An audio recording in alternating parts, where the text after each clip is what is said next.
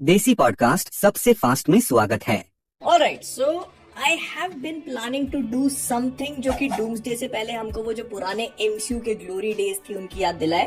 And I admit मुझे ऐसा लगा था कि जो हम टाइमलाइन वाले वीडियोस कर रहे हैं उसके थ्रू वो चीज रिलिव कर पाएंगे, बट एक्चुअली नो। इसके थर्ड वीडियो से I kind of started to realise कि शायद हम उस बात को उतने अच्छे से बता नहीं पा रहे हैं और बस एक पॉइंट से दूसरे पॉइंट पे जंप कर रहे हैं without actually giving time for the moment to shine. तो मैंने सोचा कि टाइमलाइन से बेटर तरीका तो बस यही हो सकता है कि हम मूवीज के बारे में स्पेसिफिक तौर पे बात करें। And then I thought alright, why not. मतलब डूम्सडे रिलीज होने से पहले हमारे पास कम से कम 15-16 महीने हैं एंड इतने में अगर हम एमसीयू के सारे प्रोजेक्ट को कवर करना शुरू करेंगे तो अगर हफ्ते में एक भी पकड़ के चलो तो हम इसे कर सकते हैं। मतलब इट कैन बी डन। तो इसी वजह से मैंने सोचा कि एमसीयू की वो पुरानी ग्लोरी डेज वाली पूरी चीज को रिविजिट किया जाए एंड थोड़ा बहुत नॉस्टैल्जिया भी हो जाएगा, थोड़ा बहुत रिकैप भी हो जाएगा और इस पूरी सीरीज को हम एक एक मूवी के थ्रू हफ्ते में एक एक वीडियो के थ्रू कवर करने की कोशिश करेंगे डिपेंडिंग अपॉन योर रिस्पॉन्स। अगर मुझे ऐसा लगेगा कि नहीं अब तुम लोग को उतना इंटरेस्ट नहीं है तो maybe will think about stopping and moving on to something else.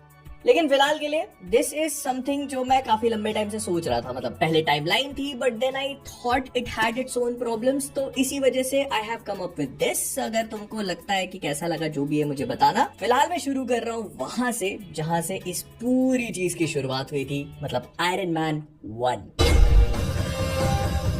ये actually Robert Downey junior, Marvel और पता नहीं कितने सारे लोगों के लिए इतने सारे दरवाजे खोलने वाला था जिसके बारे में किसी ने सपने में भी नहीं सोचा। एंड सरप्राइजिंगली इस पूरी मूवी की स्टार्टिंग होती है डिज्नी के नहीं बल्कि पैरामाउंट के लोगों के साथ। हाँ, वही स्टूडियो जो भी top gun, Maverick, mission impossible जैसी मूवीज बनाता है। लेकिन बहुत सारे लोगों को ये नहीं पता कि जब आयरन मैन और मार्वल की स्टार्टिंग वाली मूवीज रिलीज हुई थी तो उनको डिस्ट्रीब्यूट करने का काम किया था पैरामाउंट स्टूडियोज ने। इसको डिज्नी ने आई थिंक 2009 या 10 में एक्वायर किया। तो स्टार्टिंग होती है जहां पर हम आरडीजे के टोनी स्टार्क को पहली बार देखते हैं जो कि एक आर्मी के कॉन्वॉय में बैठा हुआ है, एक हमवी में है जिसको फन वी कहना पसंद करता है और वहां पे जितने भी सोल्जर्स हैं उनके साथ काफी अच्छे से जेल कर लेता है। इसके हाथ में दारू का ग्लास है। मतलब इन लोगों ने स्टार्टिंग से ही टोनी स्टार्क की एक बहुत ही बड़ी चीज जो कि कॉमिक बुक्स में एग्जिस्ट करती है उसको रेफरेंस देना शुरू कर दिया था, जो कि है अल्कोहल। मतलब कॉमिक बुक्स में टोनी स्टार्क काफी ज्यादा एडिक्ट हो जाता है अल्कोहल का और उसके एक पूरे आर्क का नाम है डीमन इन ए बॉटल। ऑल्दो इसको आयरन मैन 2 में थोड़ा बहुत एक्सप्लोर किया गया था बट पूरी तरह से नहीं। खैर, इनका कॉन्वॉय थोड़ा आगे बढ़ता ही है कि तभी उसके ऊपर एक अटैक हो जाता है। टोनी उन मिसाइल से अपने आप को बचाने की कोशिश करता है लेकिन वहां पर जितने भी सोल्जर्स हैं वो एक के बाद एक मरने लगते हैं। वो actually responsible to protect him. अब टोनी भाग के थोड़ी आगे पहुंचता है, अपना एक बहुत ही एडवांस टाइप का फोन निकालता है जो एक्चुअली 2008 के हिसाब से तो काफी हाईटेक था। लेकिन इससे पहले कि वो किसी को भी फोन घुमा पाए उसके सामने उसी की स्टार्क इंडस्ट्रीज की एक मिसाइल आके गिरती है जो कि ब्लास्ट होती है। उसके अंदर का श्रैपनल टोनी के आर्मर को पीएस करता है, वो उसके चेस्ट में जाता है। अब ये पूरा अटैक करवाने के पीछे रिस्पॉन्सिबल था 10 रिंग्स नाम का एक ऑर्गेनाइजेशन जो कि हम आयरन मैन 3 में और अच्छे से एक्सप्लोर होता हुआ देखेंगे। लेकिन अगर तुम लोग इसको पूरा फॉलो कर रहे हो, जो कि कर ही रहे होगे, तो ये 10 रिंग्स वाला ऑर्गेनाइजेशन एक्चुअली में मैंडरिन या फिर एल्ड्रिच किलियन का नहीं है। ये ओरिजिनल वेनवू जो कि शैंक-ची के पिताजी हैं उनके 10 रिंग्स हैं जिन्होंने टोनी स्टार्क को पकड़वाने का काम किया। Although I am pretty sure कि मार्वल ने अपने प्लान्स और आइडियाज को उतना आगे तक फिगर आउट नहीं किया होगा, लेकिन फिर भी अगर तुम इसे सोचने की कोशिश करते हो तो Aldrich Killian was nowhere around इस टाइम तक। मतलब वो अपने स्ट्रगलिंग डेज में ही था, तो वो अपनी नकली 10 रिंग्स बनाने से तो रहा। तो फिर इसका एक ही प्रोबेबल सोल्यूशन है एंड दैट इज वेनवू। तो इस मोमेंट पे हमें एक फ्लैशबैक दिखाया जाता है जिससे टोनी स्टार्क के कैरेक्टर को थोड़ा बहुत सेटअप करने की कोशिश करी जाती है। काफी क्रिस्प तरीके से हमको बता देते हैं कि Tony Stark is one of those prodigy children जो कि एकदम जीनियस होते हैं and they are actually too big for their bodies and minds.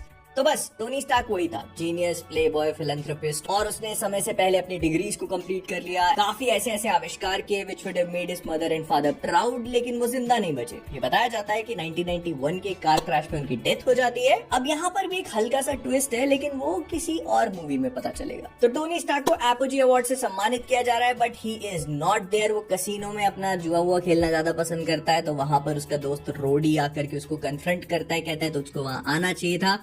Tony Stark does not take anyone seriously और वो रोडी की बात को बस हवा में उड़ाकर ओबेडाय स्टेन से अवार्ड कलेक्ट करवा के जिसको किसी दूसरे रैंडम आदमी के हाथ में पकड़ा के वहां से निकल जाता है। बट बाहर पहुंचते उसकी मुलाकात होती है क्रिस्टीन एवरहार्ट नाम के एक रिपोर्टर से। इस रिपोर्टर को एमसीयू की आगे भी कुछ मूवीज में दिखाया गया है, लेकिन हाँ, यहाँ पर Tony Stark does everything that he can सिर्फ अपने मुंह से to get himself laid. और ये सीन आज की मार्वल मूवी में देख पाना काफी मुश्किल है। मैं मानता हूँ कि इटर्नल्स में they did try to push some boundaries, लेकिन वो एक ही बार हुआ बस। देन हमें ये पता चलता है कि Pepper Potts actually Tony Stark की पर्सनल असिस्टेंट है, जो उसके सोने, जागने, उठने, बैठने, खाने पीने, यहाँ तक कि उसके वन नाइट स्टैंड्स जो होते हैं उनकी ड्राई क्लीनिंग के लिए भी रिस्पॉन्सिबल है, जो काम वो बहुत ही रिस्पॉन्सिबिलिटी से कर भी लेती है। वो टोनी को कन्फ्रंट करती है, जो एक नई गाड़ी के इंजन को इम्प्रूव करने की कोशिश कर रहा है, और उसको बताती है कि तुमको अफगानिस्तान जाना है, जिसके लिए टोनी काफी बहाने मारता है but eventually ends up going. इस फ्लाइट में उसके जिगरी दोस्त कर्नल जेम्स रोड उसके साथ में है, थोड़ी बहुत दारू पीते हैं, वहां पहुंचते हैं। टोनी स्टार्क जेरिको नाम की एक मिसाइल को डिमॉन्स्ट्रेट करता है, which is actually pretty badass. Now back to the original story. मतलब टोनी स्टार्क को वो 10 रिंग्स ने कैप्चर कर लिया है, वो लोग उसको एक गुफा में डाल देते हैं। वहां पर he has no idea what is going on. जब वो जागता है तो उसकी चेस्ट में एक ऐसा डिवाइस कनेक्टेड है जो एक्चुअली उसकी जान बचा रहा है। ये डिवाइस बेसिकली एक इलेक्ट्रोमैग्नेट है, जो कि कार बैटरी से कनेक्टेड है। मतलब वो कार की बैटरी उस इलेक्ट्रोमैग्नेट को पावर सप्लाई कर रही है। बिकॉज उस ब्लास्ट की वजह से अब टोनी की चेस्ट में कुछ श्रैपनल्स है, जो कि उसके हार्ट तक जा रहे हैं, और उनको वहां तक पहुंचने से रोकने का काम कर रहा है यही वाला मैग्नेट। प्लस मुझे डिटेल काफी पसंद आई कि टोनी काफी टाइम से उस गुफा में था, लेकिन फिर भी उसका वेट लॉस इसीलिए नहीं हुआ क्योंकि उन्होंने उसको एक नेसोगैस्ट्रिक ट्यूब डाल रखी थी, जिससे वो उसको कॉन्स्टेंटली फीड कर रहे होंगे। फिर वो एनजी ट्यूब को बाहर निकालना, चेस्ट के ऊपर वो इलेक्ट्रोमैग्नेट, थोड़ा बहुत बॉडी हॉरर की तरफ इंक्लाइन करती है मूवी। लेकिन यहाँ पर टोनी की मुलाकात होती है येंसन से। येंसन बेसिकली अगले कुछ दिनों तक टोनी का असिस्टेंट, उसका ट्रांसलेटर और उसका दोस्त टाइप बन जाता है। और जब वहां पर 10 रिंग्स के लोग आते हैं तो वो टोनी से कहते हैं कि उनको एग्जैक्टली वैसी ही जेरिको मिसाइल चाहिए जैसी उसने कुछ देर पहले डिमॉन्स्ट्रेट करी थी। टोनी वो चीज करने से मना कर देता है, बट देन उसके दिमाग में एक आइडिया आता है और उसी के साथ वो शुरू करता है काम अपने मार्क 1 सूट पे। सबसे पहले वो बनाना शुरू करता है एक नया आर्क रिएक्टर। ये वही सेम टेक्नोलॉजी है जो उसके पास कैलिफोर्निया में एक बड़े से प्लांट में है। उसको वो मिनिएचराइज करता है और अपनी चेस्ट में लगा लेता है। अब यहाँ पर भी एक बहुत ही बढ़िया डिटेल दिखाई गई है कि इस आर्क रिएक्टर को बनाने के लिए टोनी अपनी मिसाइल या अपने किसी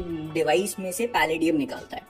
ये पैलेडियम से वो आर्क रिएक्टर बनाता है, जो आगे जाकर उसको पैलेडियम पॉइजनिंग देने लगेगा आयरन मैन 2 में, और उसी को कम्बैट करने के लिए वो कुछ और भी करेगा। वो आयरन मैन 2 के टाइम बात करेंगे। खैर इनका सूट बनी रहा होता है, लेकिन क्योंकि हर कहीं कैमरास लगे हुए हैं तो 10 रिंग्स के जितने भी लोग हैं वो इन पे कड़ी नजर रखे हुए हैं, और तभी उनको नोटिस होता है कि टोनी स्टार्क कुछ अलग टाइप की चीज बना रहा है। और ये देखकर इन सब का लीडर ओमार वहां पे पहुंचता है, टोनी को कन्फ्रंट करता है और उसको कहता है मुझे कल तक तेरा पूरा वो जेरिको मिसाइल चाहिए। वो ऑलमोस्ट टेंशन को मार ही देता है, लेकिन टोनी कहता है मुझे उसकी जरूरत है। तो या मतलब ये टोनी स्टार्क के लिए सारी चीजें अब डिफिकल्ट हो चुकी है, and he has to fast forward whatever he was planning. तो ये दोनों मिलके मार्क 1 सूट बनाते हैं, जिसको जब टोनी पहनना शुरू करता है तो 10 रिंग्स वालों को डाउट हो जाता है, and they come for him. तभी उनके बंकर के दरवाजे को ब्लास्ट कर देते हैं और फिर और भी गार्ड्स आने शुरू हो जाते हैं। Tony Stark does not have enough time, क्योंकि लैपटॉप में चल रही है लोडिंग स्क्रीन, और ये देखकर येंसन कहता है कि मैं बचाएगा। वो एक बंदूक उठाता है, गुफा में भागने लगता है, एंड ही सैक्रिफाइसेस हिमसेल्फ, और तब टोनी का सूट मार्क 1 तैयार है।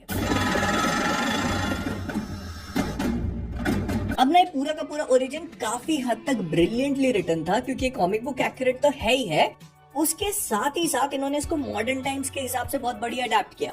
बिकॉज कॉमिक बुक्स में क्या होता है, क्योंकि तब 1966 आई थिंक तब आयरन मैन की ओरिजिन कॉमिक बुक आई थी, तो उसमें वियतनाम वॉर चल रहा था, एंड इसी वजह से इन लोगों ने वियतनाम वॉर के हिसाब से टोनी स्टार्क की कहानी लिखी थी, that he is captured by some Asian people. और फिर वहां पर एक बंदा होता है, वोंग चू नाम था उसका शायद, वो क्या करता है, वो उसको कहता है कि भाई तू मेरे लिए वेपन्स बना। तो टोनी अपना मार्क 1 सूट बनाता है, यहाँ पर उसकी मदद करता है येंसन फिर से, लेकिन वो एशियन होता है वहाँ पे, और टोनी उस सूट को इनसे लड़ने के लिए नहीं पहनता।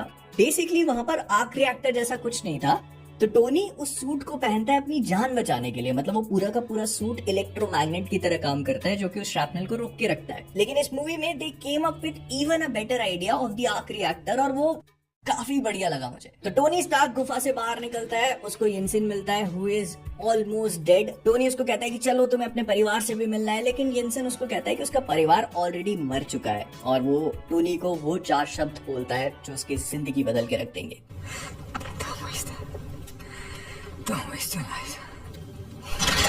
तो टोनी स्टार्क गुफा से बाहर निकलता है, वहां पे जितने भी लोग हैं वो उस पे गोलियां बरसाए चले जा रहे हैं। वो अपने आप को थोड़ा सा डिफेंड करता है, एंड देन थोड़ा वेट करने के बाद he is like my turn. वो सबको उड़ाता है इंक्लूडिंग ओमार, जिसको थोड़ा बहुत डैमेज होता है but he does not die. खैर तो टोनी स्टार्क हर किसी को ब्लास्ट कर देता है। वहां पर जितने भी लोग मौजूद थे सबको उड़ाने के बाद वो अपने मिसाइल्स और अपने खुद के वेपन जो स्टार्क इंडस्ट्रीज के उसने वहां पर देखे थे उनको उड़ाता है और बस फिर वो वहां से निकल जाता है। हालांकि उसका आर्क रिएक्टर उसको सिर्फ 15 मिनट तक सस्टेन कर सकता था इतने बड़े मार्क 1 को, तो वो थोड़ी दूर जाकर के गिर जाता है। लेकिन फिर उसको उसका दोस्त कर्नल रोड्स ढूंढ निकालता है and this is actually the first time you see Tony Stark जो कि अब अंदर से बदल चुका है, क्योंकि Tony is one of those people जो कि हमेशा आखिरी शब्द बोलना चाहते हैं। मतलब अगर कोई आर्ग्यूमेंट हो रहा है, कोई बातचीत हो रही है, तो वहां पे टोनी इज द वन जिसको आखिरी वर्ड बोलना ही है। लेकिन जब रोडी उसके पास आकर उससे कहता है कि फन वीक कैसी थी, तो ही does not say anything, which tells us कि हाँ भले सरफेस पे वो वही टोनी स्टार्क है लेकिन अंदर से he has changed। टोनी अपने घर वापस पहुंचता है। उसके साथ वाले उसको हॉस्पिटल ले जाने की कोशिश करते हैं लेकिन वो सिर्फ 2 चीजें मांगता है। पहला अमेरिकन चीज बर्गर और दूसरा एक प्रेस कॉन्फ्रेंस। चीज बर्गर खाते खाते वो प्रेस कॉन्फ्रेंस की तरफ पहुंचता है और बिना कुछ सोचे समझे बस कहता है कि मैं अपने स्टार्क इंडस्ट्रीज का जो वेपन्स डिवीजन है उसको बंद कर रहा हूँ, बिकॉज उसने इतने टाइम तक अपने वेपन्स को मिसयूज होते हुए और उन्हीं के थ्रू बेगुनाह लोगों की जान जाते हुए देखा था। खैर इसी प्रेस कॉन्फ्रेंस में एंट्री हो जाती है फिल कोल्सन की, जो कि पेपर पॉट से मिल करके टोनी स्टार्क के बारे में कुछ बात करना चाहता है, लेकिन पेपर उसको कहती है कल आना। अब यहीं पर ओबेडाया स्टेन से टोनी की बातचीत होती है और कुछ इंटरेस्टिंग सी कन्वर्सेशन है। ओबेडाया उसको कहता है कि देखो हम लोग ये सब चीजें बंद नहीं कर सकते, वी आर आयरन मॉन्गर्स, जो एक्चुअली कोइंसिडेंस नहीं है, ये जानबूझ के डाला हुआ है क्योंकि एक ईस्टर एग है ओबेडाया स्टेन के कैरेक्टर को लेकर कॉमिक बुक्स में, जो कि आयरन मॉन्गर होता है। मतलब इस मूवी के एंड में जो तुम ओबेडाया स्टेन का बड़ा सा सूट देखते हो ना, उसको आयरन मॉन्गर कहा गया है। फिर वो कहते हैं कि ये जो टोनी ने किया है इस वजह से स्टार्क इंडस्ट्रीज का जो स्टॉक है वो 40 पॉइंट गिरने वाला है, बट अगले दिन हमको पता चलता है that it has fallen almost 56 points. फिर हम टोनी और पेपर के रिश्ते को और गहराता हुआ देख सकते हैं जब टोनी पेपर से उसका आर्क रिएक्टर चेंज करने को कहता है because he has made a new one, और वो एक अपग्रेड है। हालांकि वो पेपर से कहता है कि इस पुराने वाले को डिस्ट्रॉय कर देना क्योंकि वो नॉस्टैल्जिया रिलिव करना पसंद नहीं करता, but this is actually not true because Tony कई सालों पहले जब MIT में होता है तो वो 2 रोबोट्स को इन्वेंट करता है और उन दोनों को उसने अभी तक अपने साथ रखा हुआ है just for the sake of nostalgia. और अगर जैसे ये कम है तो उसने अपने घर के बटलर, जिसको उसने बचपन में देखा होगा, इनफैक्ट उसका नाम भी जारविस ही है, अब इसको भी नॉस्टैल्जिया नहीं बोलेंगे क्या स्टार्क साहब? खैर टोनी के कहने के बाद भी पेपर उस आर्क रिएक्टर को फेंकती नहीं है बल्कि उसको टोनी को गिफ्ट कर देती है, proving that Tony Stark does have a heart. तो टोनी के दिमाग में एक आइडिया है क्योंकि उसने अपने वेपन्स डिवीजन को शट डाउन कर दिया, लेकिन वो फिर भी लोगों की मदद करना चाहता है। तो इस वजह से इसी मामले में हो जाता है कर्नल रोड से बात करने, जो उसका जिगरी दोस्त है। लेकिन रोड्स उसको कहता है कि अपने काम पे ध्यान दे भाई, जो तूने वेपन्स बंद कर दिए उससे बहुत लोग तेरे खिलाफ उंगली उठा रहे हैं, मेरे पास मत आ। So Tony is like fine, I will do it myself। और इसके बाद हमको काफी बढ़िया मोन्टाज दिखाई जाती है जहाँ पर टोनी स्टार्क कभी 1%, कभी 2%, कभी 2.5% और फिर अपने आप को खुद भी इंजर कर रहा है।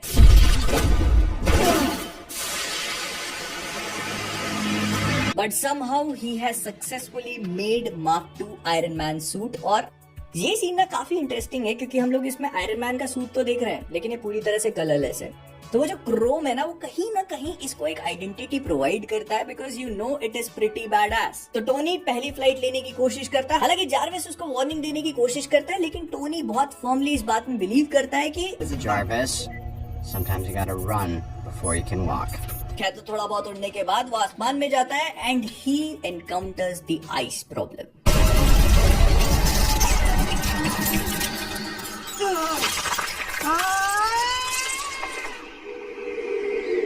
तो क्रैश होते होते बचने के बाद वो जैसे तैसे अपने घर वापस पहुंचता है, but ultimately ends up crashing क्योंकि वो नीचे जाता है, अपनी गाड़ियां वाड़ियां ब्लो अप कर देता है और फिर उसको लगता है कि चलो ठीक है जो कुछ भी है।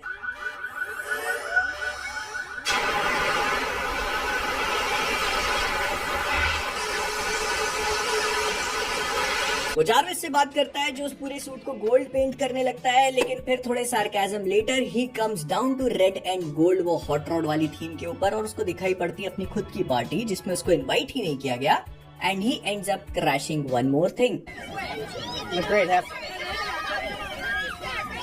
तो पेपर से थोड़ा और बॉन्ड एस्टैब्लिश करने के बाद कोल्सन को एक बार फिर से रास्ते से हटाने के बाद इसको मिलती है क्रिस्टीन एवरहार्ट, जो स्टार्टिंग में दिखाई गई थी। वो इसको एक फोटो दिखाती है उसी सेम टाउन की जहां से इसका दोस्त येंसिन था एंड टोनी के अंदर एक गुस्सा बबल अप करने लगता है, लेकिन तब उसे ओबेडाया स्टेन मिलता है जो उसको कहता है कि वही बंदा है जिसने उसके साथ गद्दारी करके उसे स्टार्क इंडस्ट्री से लॉकआउट करवाया। तो टोनी कुछ नहीं सोचता, घर जाता है, अपने मार्क रिएक्टर को थोड़ा और टाइट करता है तो उसके रिपल्सर्स जो सिर्फ अभी तक उड़ने में उसकी मदद कर रहे थे अब वेपनाइज हो चुके हैं। वैसे शॉर्ट बर्स्ट टाइप की चीजों को फायर करने के काबिल बन जाते हैं, जिसके बाद टोनी स्टार्क का एक बहुत ही बैड एस टाइप का सूट अप सीन दिखाया जाता है जो आज भी 17 साल बाद तक होल्ड अप करता है। तो टोनी अपने मार्क 2 को लेकर पहुंच जाता है गुलमेरा अफगानिस्तान में, वहां पर कुछ टेररिस्ट को मारता है, कुछ लोग की जान बचाता है, एक टैंक को ब्लो अप करता है, लेकिन तब उसे पता चलता है कि उसकी प्रॉब्लम्स अभी बस शुरू हुई हैं, क्योंकि तब एंट्री होती है यूएस आर्मी के कुछ फाइटर जेट्स की, जिसका उसको सामना करना पड़ता है और वो भी नॉन लीथल तरीके से।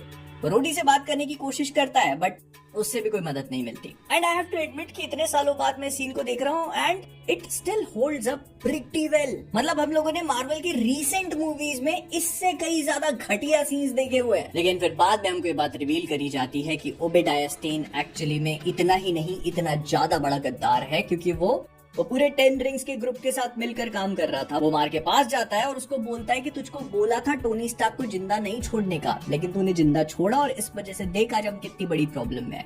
वो उसके कान में एक सीटीसी बजाता है जिस वजह से वो वहीं पर थोड़ी देर के लिए पैरालाइज हो जाता है और फिर ओबेडाया स्टेन उस मार्क 1 को लेके वहां से निकल पड़ता है, killing up all of his main. लेकिन हमको अभी अभी पता चला कि ओमार एक्चुअली में मरा नहीं है, बिकॉज शायद उसको आर्मर वॉर्स के लिए प्लान किया गया था। अब इस मूवी या इस शो के साथ जो कुछ भी हो रहा है मुझे नहीं पता, बट ये रिसेंट न्यूज सुनने को मिली थी। इधर टोनी स्टार्क क्योंकि अब अपनी खुद की स्टार्क इंडस्ट्री से पूरी तरह से लॉकआउट हो चुका है, तो वो पेपर को कहता है कि देख तुझे मेरी मदद करनी पड़ेगी। वो उसको एक ड्राइव देता है और कहता है कि इसको जाकर के बस पीसी में लगा देना और ये बाकी पूरा काम डाउनलोडिंग वाउनलोडिंग हैकिंग बैकिंग सब कर ली।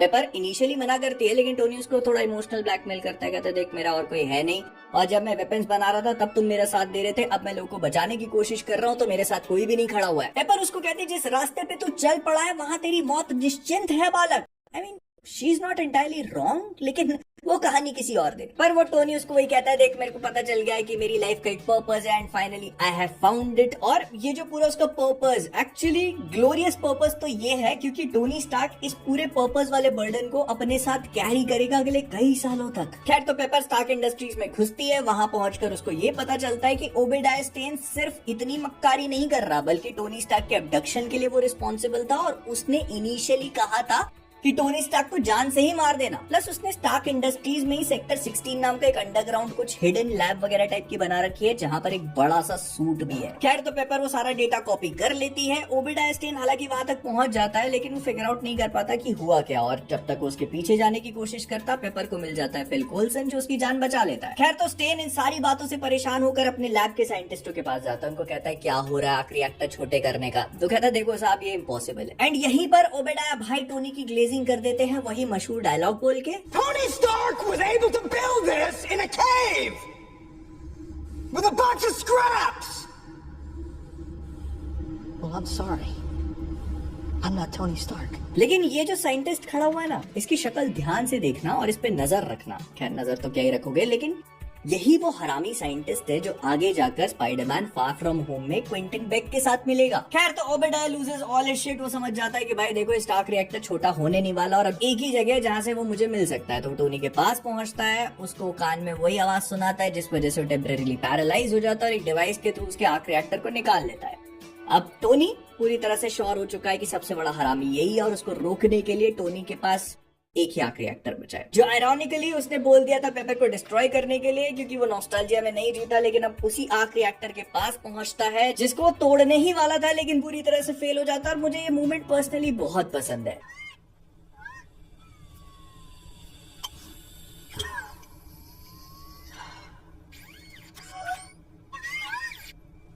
Good boy.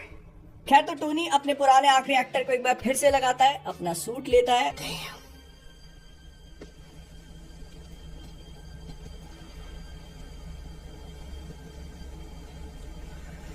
Next time, baby. और हम दूसरी तरफ देखते हैं कि पेपर जो है वो कोल्सन के साथ पहुंचती है कुछ एजेंट्स को लेकर उस लैब में सेक्टर 16 वाली, but iron monger is ready. वो उन सबको मारता है, पेपर जैसे तैसे बाहर निकलती है, टोनी आता है, इन लोग के बीच में एक बड़ी सी फाइट होती है जहां पर टोनी का आर्क रिएक्टर क्योंकि अब पुराना है तो उसमें उतनी पावर है नहीं, इसी वजह से वो उसको पहले आइसिंग प्रॉब्लम करवाता है लेकिन फिर आकर के अपने जो बड़ा वाला आर्क रिएक्टर है उसको ओवरलोड कराता है एंड देन ओबेडाया डाइज। खैर, तो अगले दिन हम लोग देखते हैं कि कोल्सन और उसकी पूरी टीम ने जो है टोनी स्टार्क के लिए एक एलिबाई प्लान किया हुआ है। उसको बस जा करके वो कार्ड्स रीड करने हैं and everything will be fine, क्योंकि लोगों को लग रहा है कि भाई टोनी स्टार्क जो आयरन मैन से कुछ कनेक्शन हो सकता है उसका। और यहीं पर हमको ये भी पता चलता है कि इन लोगों ने ओबेडाया स्टेन को इस पूरे इंसिडेंट से दूर रखने के लिए बताया कि वो एक वेकेशन पे गया हुआ है जहां पर उसका प्लेन क्रैश हो गया एंड ही विल डाई, मतलब ऐसा बताएंगे कि वो मर गया। और यहीं पर हमको पता चलता है कि फिल कोल्सन जो है उसने अपनी पूरी एजेंसी का नाम अब छोटा कर दिया है, विच रीड्स शील्ड। क्या तो टोनी जाता है, अपने कार्ड्स वगैरह निकालता है, पढ़ना शुरू करता है, but then I am Iron Man. यहाँ पर मूवी खत्म हो जाती है। लेकिन पोस्ट क्रेडिट्स का सिलसिला जो है मार्वल वालों ने यहीं से शुरू कर दिया था, बिकॉज इसके पोस्ट क्रेडिट में हम लोग सैमुअल एल जैक्सन के निक फ्यूरी को पहली बार देखते हैं, जो आकर के टोनी से कहता है I want to talk about the Avengers initiative. क्या तो यहाँ पर आयरन मैन 1 खत्म होती है, बट इस मूवी को देखकर ना ये समझ में, मैं मतलब जब रीवॉच कर रहा हूँ तो मुझे ये समझ में आता जा रहा है कि इन लोगों ने कितने सारे सीड्स ऑलरेडी प्लांट कर दिए थे एक पूरे यूनिवर्स को क्रिएट करने का। They had this in mind कि हमको एक पूरा सिनेमैटिक यूनिवर्स बनाना है। ऑल्दो ऐसा हो सकता है कि उसके पूरे पेजेस इन लोगों ने इन्विजन नहीं किए, लेकिन फिर भी दे हैड दिस आइडिया। खैर, this is what it was. और अगर आप लोग को पसंद आया हो तो लाइक करना। मैं मिलता हूँ तुमसे अगले वाले में।